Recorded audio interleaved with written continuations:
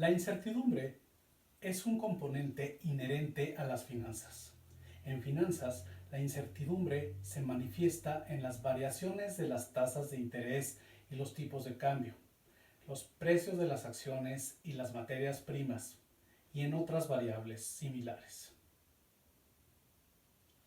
Y en las empresas también existe incertidumbre, en términos de cuánto se va a vender, si los proveedores mantendrán los precios o si la administración logrará mantener los niveles de gasto. Por esta razón, incluimos el tema de estadística básica y regresión lineal, ya que son dos herramientas que permiten lidiar con la incertidumbre, cuantificándola. Comencemos por la estadística básica. Las medidas estadísticas básicas más usadas en finanzas corporativas son la media y la desviación estándar. La media es simplemente el promedio de valores de un grupo de observaciones de una variable. Por ejemplo, si en un año se vende un monto de 20 y en otro año se vende un monto de 22, la media será de 21, que es el promedio. La desviación estándar es una medida de dispersión que indica qué tan separados están en promedio los diferentes datos de su propia media. En la hoja de Excel se muestra cómo calcular la media. Tenemos las ventas en el renglón 94, en los periodos T-6 a T, y la media es el promedio de las celdas J94 a P94, usando la fórmula promedio para un resultado de 95.114.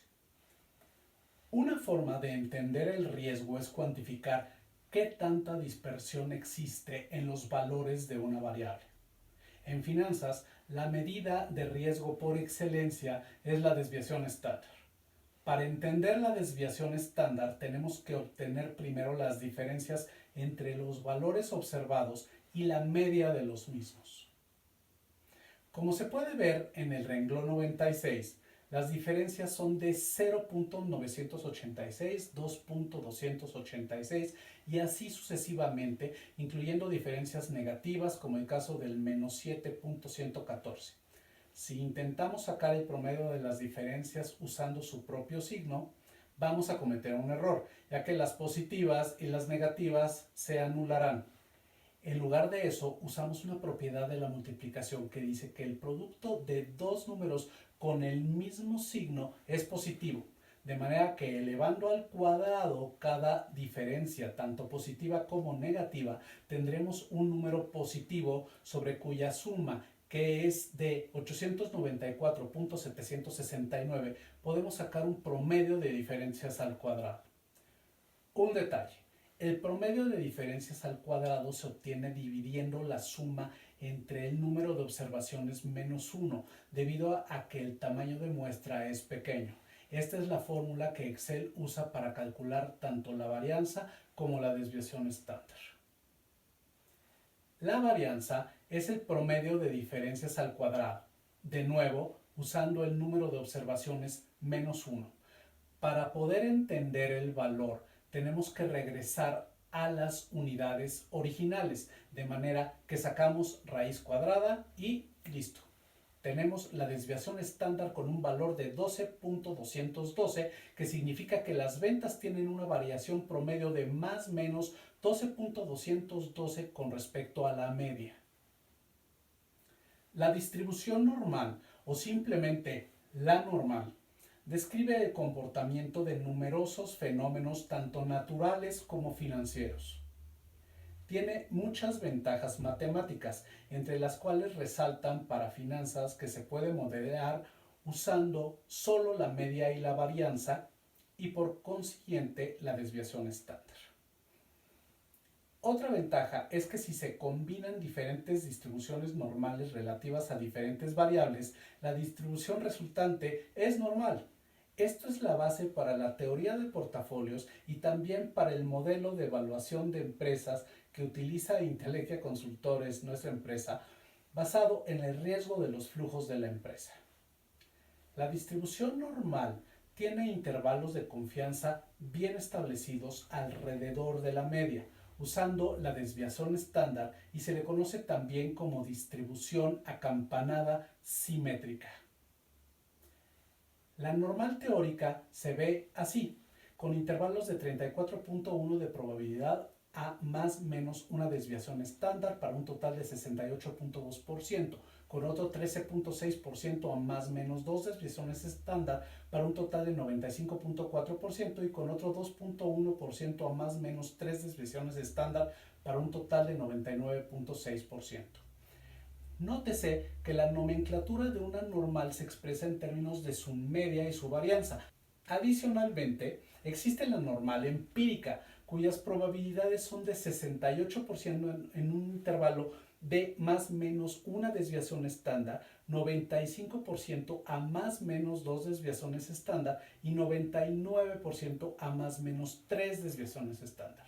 Usar la normal empírica para estimar probabilidades es un poco más conservador que usar la normal teórica, además que existen muy pocas variables que se comporten exactamente como la normal teórica, o el número de observaciones tendría que ser muy grande para lograr convergencia. Así que podemos aprovechar esto para dejar las cosas simples y aplicar la regla empírica 68, 95, 99. Las variables pueden moverse juntas en el mismo sentido o en sentidos opuestos, con diferentes grados. La correlación es otra medida de estadística básica que ayuda en finanzas para determinar qué tanto se mueven juntas dos variables en particular. Si el cambio en una variable está acompañado de un cambio en la otra, se dice que las variables están correlacionadas. La correlación puede ser positiva o negativa. Si es positiva, significa que las dos variables se mueven en la misma dirección simultáneamente. Si una sube, la otra sube, y si una baja, la otra baja. Correlación negativa significa que dos variables se mueven en direcciones opuestas simultáneamente. Si una sube, la otra baja, y si una baja, la otra sube. Arriba a la derecha se ven tres formaciones de puntos. En la de arriba a la izquierda se tiene un ejemplo de correlación positiva casi perfecta. En la de arriba a la derecha, un ejemplo de correlación negativa casi perfecta. Es decir, cuando la variable en el eje horizontal aumenta de valor, la variable en el eje vertical disminuye de valor. Y por último, abajo tenemos una gráfica de correlación cero, es decir, no se aprecia que cuando una de las variables aumenta o disminuya de valor, la otra tenga un comportamiento definido. La intensidad de la correlación puede ser fuerte con valores de menos 1 a menos 0.65 y de 0.65 a 1, moderada con valores de menos 0.65 a menos 0.3 y de 0.3 a 0.65, débil con valores de menos 0.3 a menos 0.1 y de 0.1 a 0.3, y muy débil o inexistente con valores de menos 0.1 a 0.1. Veamos un ejemplo que consiste en encontrar la variable que más influye en la utilidad neta. Usando Excel, calculamos la correlación entre ventas y utilidad neta en la celda C8 usando la fórmula COEF de Correll correspondiente a la celda C4 a I4 contra la celda C5 a I5, que contienen las series de ventas y utilidad neta respectivamente para un valor de 0.297. Haciendo lo mismo para costo de ventas, llegamos a una correlación de 0.962, por lo que podemos concluir que el costo de ventas influye muchísimo en la utilidad neta y paradójicamente ventas influye poco, aunque es obvio que sin ventas no hay nada de utilidad. Pero da mucho que pensar sobre si solo vender es la solución o hay que cuidar también los costos. Por último, veamos la regresión lineal. La regresión lineal es una de las herramientas más útiles en finanzas porque permite describir el comportamiento y la tendencia de un grupo de observaciones en un plano cartesiano donde hay una variable dependiente y una o incluso varias variables independientes. Gráficamente, la regresión lineal se ve así. La línea roja es la línea de regresión y es la función lineal que pasa en promedio lo más cerca posible de cada uno de los puntos observados. Función lineal significa que no hay términos elevados al cuadrado, ni al cubo, ni logarítmicos, ni nada raro. La formulita asusta un poco, pero es bastante fácil. Las letritas que parecen Bs se llaman beta, que es la letra B en el alfabeto griego. Esto es una convención ya acostumbrada y si vamos a usar regresiones en finanzas tenemos que usar la terminología correcta. Beta 0 o la beta que tiene un subíndice 0 es la ordenada al origen, es decir, el valor que tiene la función cuando corta al eje vertical o de las y's. Beta 1 es la pendiente de la función y actúa como coeficiente para establecer cuánto cambia la variable y en el eje vertical cuando cambia la variable x en el eje horizontal. La pequeña e que aparece al final se llama épsilon. Sí, también es letra griega, equivalente a nuestra e, y significa el error de estimación de la función que se minimiza por un método que se llama mínimos cuadrados, que consiste en reducir al mínimo la suma de diferencias al cuadrado entre la función lineal y todos los puntos que busca representar. Las aplicaciones de la regresión lineal en finanzas son muchas y muy interesantes. Créanme que no los estaría volviendo locos con betas y épsilons si no fuera así. Algunas de ellas son: explicar el comportamiento del valor de una variable dependiente mediante el valor de una o más variables independientes, como por ejemplo confirmar si las ventas se explican por el número de vendedores, gasto en publicidad, población en la región, campañas de marketing, etc., o cómo el costo de ventas es explicado por el costo de los diferentes insumos. También se utiliza la regresión lineal en series de tiempo de tipo simple. Las series de tiempo son una técnica para modelar el comportamiento de una variable utilizando como variable explicativa el paso del tiempo. La regresión lineal permite usar los valores rezagados, es decir, de periodos anteriores, como variables explicativas de las series de tiempo. El análisis de serie de tiempo puede llegar a ser extraordinariamente complejo, incorporando modelos autorregresivos de medias móviles e incorporando heterocedasticidad condicional, los cuales se encuentran más allá del alcance de este curso.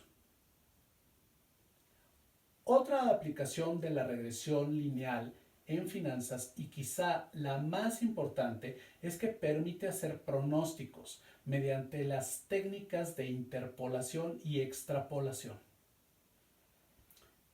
Interpolación consiste en sustituir en la ecuación ajustada de la regresión otros valores para la variable o las variables independientes dentro del rango de valores observados y obtener un nuevo valor de la variable dependiente. Extrapolación consiste en sustituir en la ecuación ajustada de la regresión valores para la variable o las variables fuera del rango de valores observados y obtener un nuevo valor de la variable dependiente. Esta técnica es de particular importancia en series de tiempo. Afortunadamente, Excel tiene una función de regresión lineal, tanto simple como múltiple, y con los conceptos básicos la pueden utilizar ustedes. Solo es necesario configurar las herramientas de análisis. La propia ayuda de Excel los guía para hacerlo. Verán que es divertido. Usen una sola variable para que no les cueste trabajo interpolar y extrapolar. La otra opción es pedirle a algún matemático que les ayude a hacer los pronósticos usando regresión y otras herramientas como la media y la desviación estándar. Lo importante, más que saber calcularlas, es saber cómo se interpretan. En el siguiente video, para terminar el tema de pronóstico financiero, tendremos un caso práctico de regresión lineal con series de tiempo en el que haremos un pronóstico de ventas para una empresa con estacionalidades muy marcadas en sus ventas. No se lo pierdan, les va a encantar. Los invito a ver los otros temas y unidades de este curso práctico de finanzas para empresas. Pónganle like, compártanlo y dejen sus comentarios. Cuídense mucho y pásenla bien.